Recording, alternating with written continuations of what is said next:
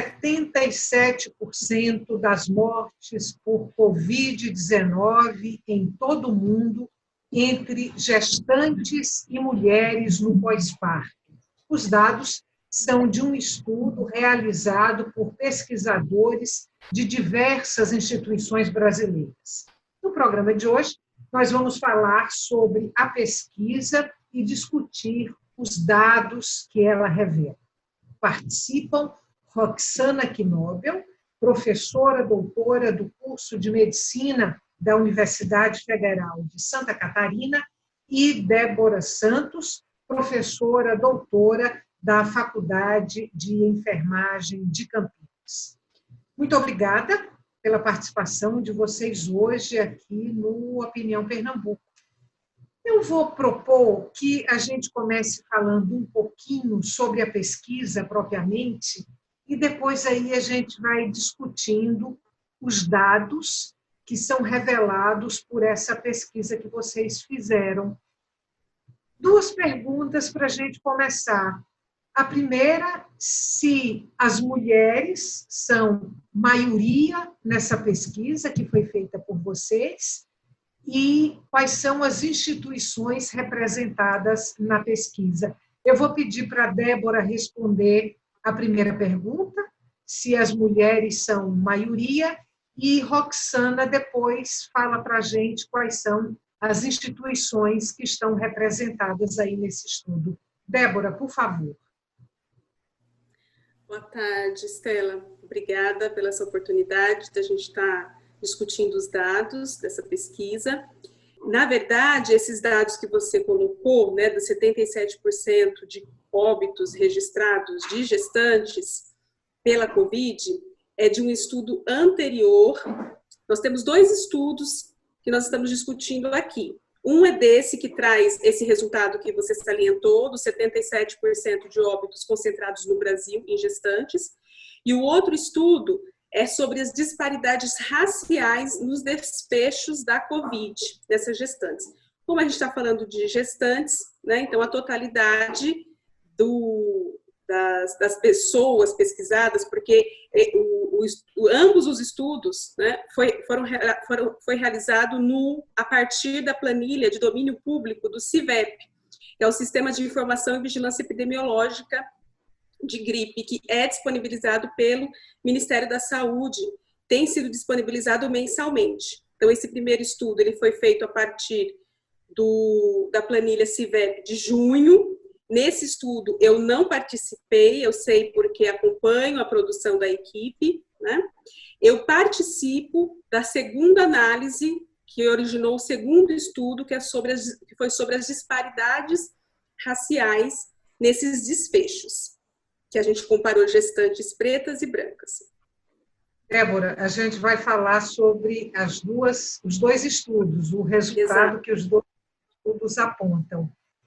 Roxana, quais são as instituições que estão representadas aí nesses estudos? Tanto esse primeiro, que revela essa mortalidade no Brasil na cifra escandalosa de 77%, como a pesquisa aí que mostra as disparidades entre mulheres brancas e mulheres negras aí acometidas pela Covid-19.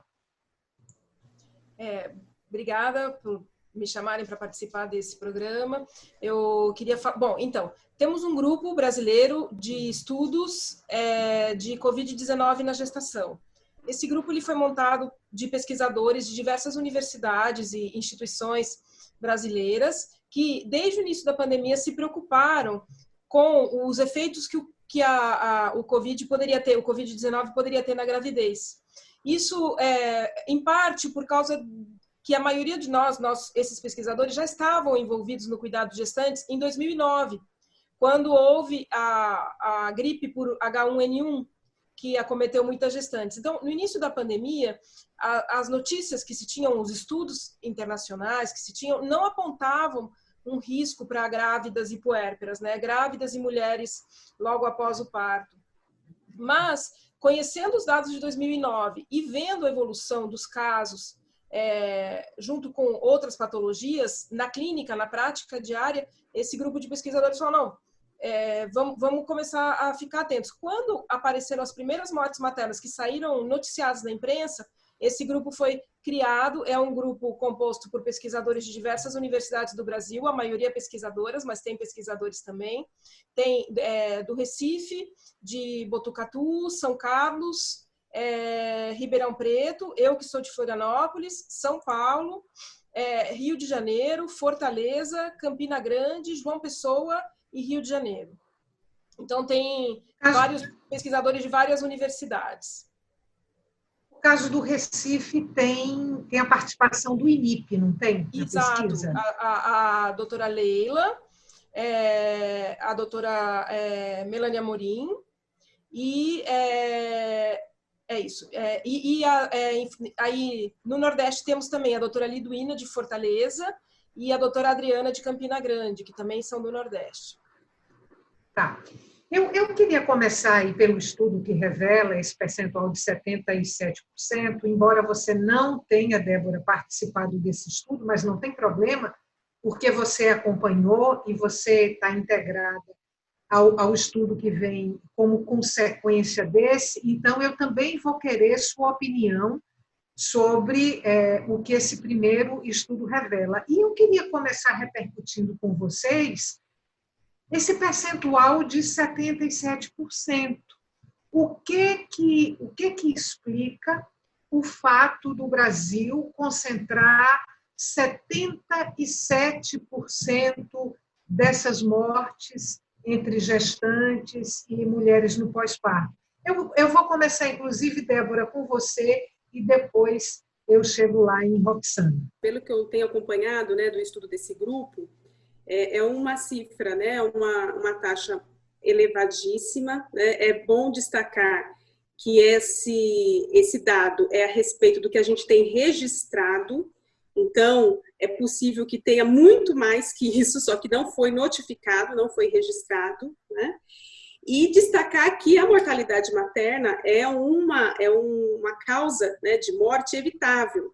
Então, revela a deficiência do serviço de saúde de estar atendendo adequadamente essas gestantes. O Brasil ele já tem uma taxa de mortalidade materna grande, né? Ela, quando comparada a outros países, ela está bem acima do aceitável, justamente porque a gente está falando de mulheres jovens, né, idade reprodutiva, e que a gente consegue evitar a mortalidade materna se eu tiver um sistema de saúde eficiente, né, com acesso universal, que as mulheres tenham o melhor cuidado e acesso à tecnologia.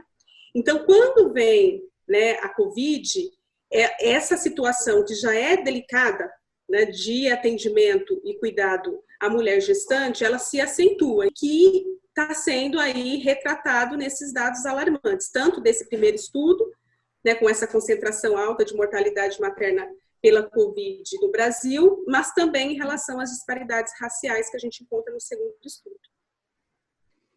Sânia, eu vou trazer aqui 3 pontos para você, e aí você vai me dizer se são pontos que impactam, de alguma forma, esse percentual de mortes entre gestantes e mulheres no pós-parto vitimadas pela Covid-19. E vocês podem, inclusive, se quiserem, comentar um a um, se acharem que há neles uma relevância maior.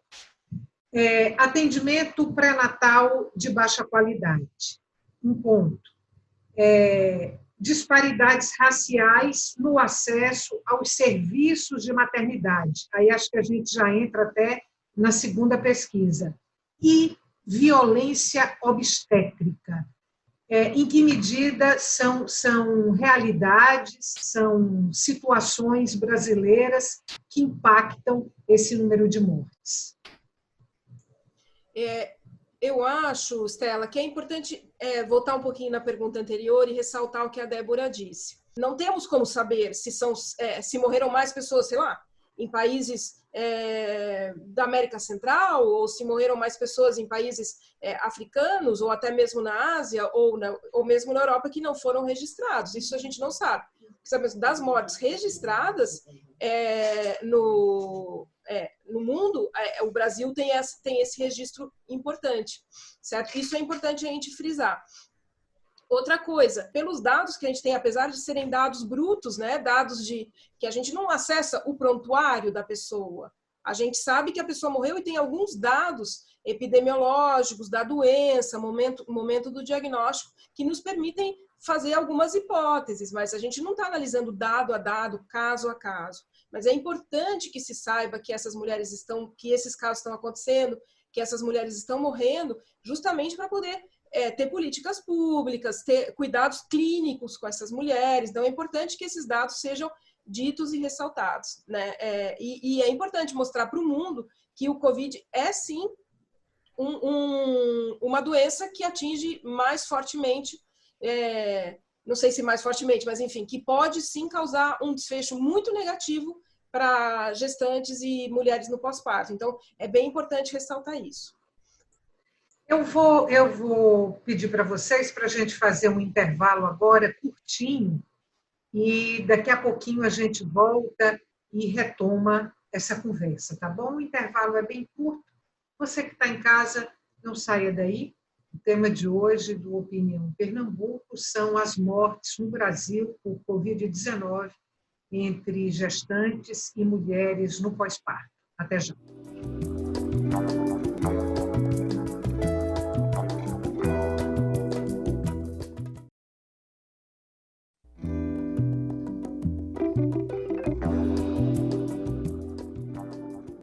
Estamos de volta para o segundo e último bloco do Opinião Pernambuco. O tema de hoje do nosso programa são as mortes por Covid-19 no Brasil entre gestantes e mulheres no pós-parto.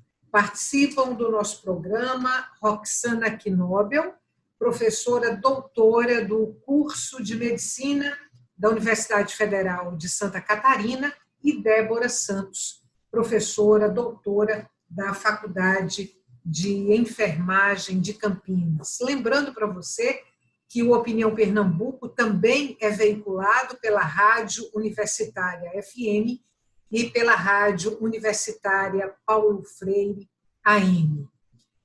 Bom, Débora, volto com você. Eu tinha colocado alguns pontos para vocês abordarem aqui na nossa entrevista, na nossa conversa, e eu quero voltar a eles. Eu queria, por favor, Débora, que você falasse um pouquinho sobre as disparidades raciais no acesso aos serviços de maternidade e como é que isso aparece aí na pesquisa da qual você participou, mapeando um pouco aí esse universo da Covid-19. Tá certo, Estela. Então, como a Roxana já estava pontuando anteriormente, esse cenário da Covid acentua, então, essa vulnerabilidade da mulher gestante, exacerbando aí essas taxas de mortalidade, né? Porém, quando a gente analisa, esses desfechos negativos, eles não são similares para mulheres de etnias diferentes, né? Então, foi o que a gente observou no segundo estudo. Já no primeiro, o grupo de pesquisadores, que a Roxana faz parte, já percebeu essas disparidades, mas não foi possível aprofundar. No segundo estudo, nós aprofundamos, e aí sim eu fui convidada justamente para trabalhar com a discussão desses dados, trazendo possíveis respostas para essas disparidades. Então, o que foi feito?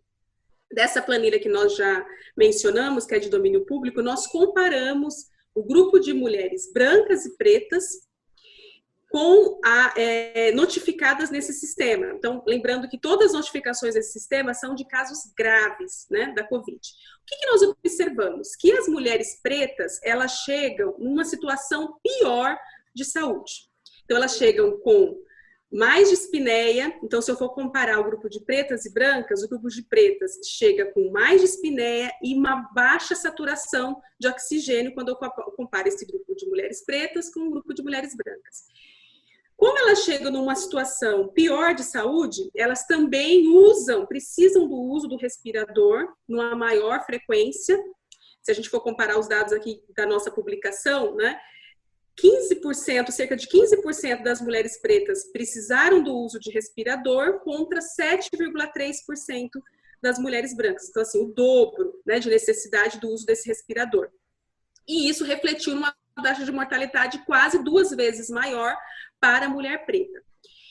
A gente poderia explicar isso por fatores biológicos, né? Será que é a questão da idade? Que a questão da idade é um fator biológico importante para a COVID? É o fator da comorbidade? A gente percebeu que não é, porque quando a gente olha para essas variáveis, não tem uma variação de comorbidade entre mulheres pretas e brancas significativas, não há uma diferença, e também elas têm uma média de idade similar.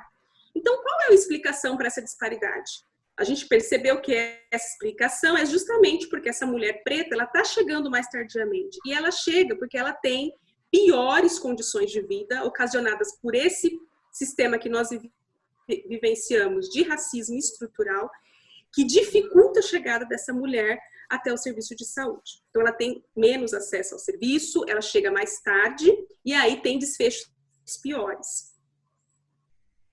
Roxana, vamos falar do pré-natal, assim, porque o pré-natal ele é a pedra fundamental, né, aí para essa gestante, é basilar para uma gravidez saudável, para um bom parto, para a segurança de vida dessa mulher grávida. Atendimento pré-natal de baixa qualidade, como é que isso se vê aqui no Brasil e de que forma isso pode impactar esses números das mortes pela Covid? Bom, é importante que a gente diga que nesses números que a gente encontrou, não é possível a gente saber se a mulher estava fazendo pré-natal, qual a qualidade do pré-natal. Esses dados não constam dessa planilha da vigilância epidemiológica, certo? Mas a gente sabe, existem várias preocupações com relação ao Covid e o pré-natal. Uma delas é isso que a Débora falou, se a pessoa chega pior ao sistema de referência, se ela chega já com um desconforto respiratório importante, com uma saturação de oxigênio ruim, ela vai ter um pior prognóstico, evidentemente. Ela tem uma doença mais grave e chegou mais tardiamente no sistema de saúde. Então, uma das preocupações é essa dificuldade no diagnóstico das pessoas que podem cursar de forma grave. Mas o que preocupa mais, e que é uma coisa crônica no Brasil, é a dificuldade de acesso e a qualidade do pré-natal. Existe uma preocupação. O SUS ele seria uma ferramenta maravilhosa para fazer um pré-natal de qualidade para todas as mulheres brasileiras que necessitassem, né? E fazer um atendimento de qualidade. Mas a gente sabe que o SUS está sucateado, que não tem recursos, que os recursos estão exprimidos e que isso não é uma coisa recente, é uma coisa que também colabora com a alta taxa de mortalidade materna, a alta prevalência de doenças que poderiam cursar com menos gravidade. Então, e elas andam juntas, né? Quando você tem, por exemplo, um diabetes gestacional, uma hipertensão na gravidez, uma cardiopatia, ela tem um pior prognóstico. Essa mulher tem uma chance maior de não evoluir bem, de ter um óbito, de ter que ir para UTI, de ter um bebê prematuro. E com o Covid, tudo isso se acentua. Uma outra preocupação é que a própria pandemia, ela satura os serviços de saúde. Ela enche e leva os profissionais de saúde, os centros de saúde, a não fazer consultas, a restringir o número de atendimentos, a fazer consultas só virtuais. E isso prejudica muito, porque não só as pessoas podem morrer ou ter desfechos ruins por causa da própria pandemia, da própria doença, a Covid, como as outras doenças, a hipertensão, a hemorragia, a infecção, não sumiram. Elas continuam acontecendo. E aí elas vão ser pioradas, agravadas pelo estado da pandemia, da pressão da pandemia no sistema de saúde, que já é sucateado, que já tem algumas dificuldades de acesso. Eu quero trazer duas coisas para vocês, 2 pontos. Um que foi tocado aí por Débora, que é essa questão do racismo estrutural, ou racismo institucional na saúde. Eu queria que vocês falassem um pouco sobre isso. E aí depois a gente vai para o que a pesquisa aponta, quer dizer, o que deve ser feito daqui para frente, o que deve ser cuidado mais emergencialmente em relação a essas mulheres brasileiras que estão aí nessa condição de gestantes e de mulheres no pós-parto. Vamos pontuar um pouquinho o racismo estrutural, racismo instituído na saúde, por favor. Então, Estela, o racismo, ele é estrutural. Isso significa que ele está nas instituições de saúde, que é o que a gente está trabalhando agora, né, olhando, focalizando agora, porém ele está permeado em todas as nossas relações, né? Por isso que a gente tem falado bastante conceitualmente desse racismo que é estrutural.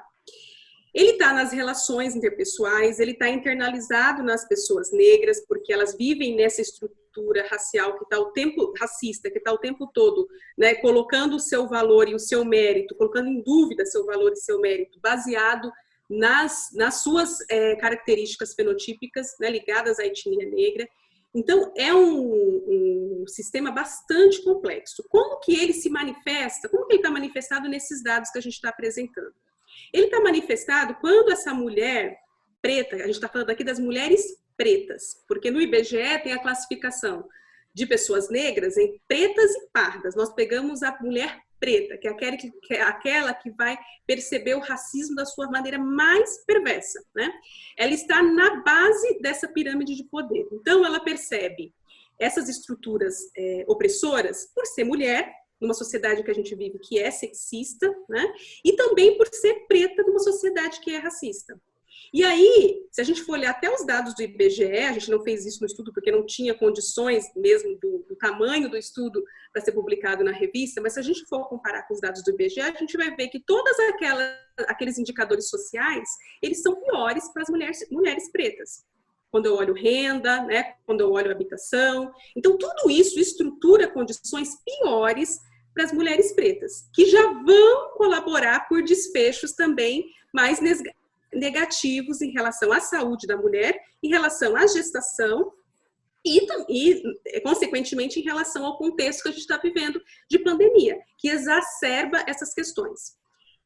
Além disso, de todas essas barreiras que são sociais e são estruturais na vida cotidiana dessa mulher, ela vai enfrentar isso também lá na instituição saúde, no serviço de saúde, ela vai sentir isso na pele. Então, tem outros estudos, inclusive que a gente cita, né, tem um estudo grande de Nascer no Brasil, que é recente, né, esse estudo, e que aponta também disparidades raciais no acesso da mulher negra brasileira ao atendimento de pré-natal, que foi o que você nos pontuou, né, que você trouxe para a gente como ponto de discussão. Então, as mulheres negras, elas têm menos consultas de pré-natal que outras mulheres, elas sofrem mais violência obstétrica que as mulheres que não são negras, né? E aí, essa violência obstétrica, ela vai desde insultos verbais a essa mulher, né? Insultos até a criança, a gente tem alguns estudos que têm relatado isso, até a negativa, por exemplo, da analgesia ao parto, com a justificativa de que a mulher negra ela é mais forte biologicamente, ela vai suportar a dor e não vai precisar de uma analgesia. Então, para a gente perceber o grau de crueldade, né, e de perversidade que o racismo estrutural e institucional ele se manifesta.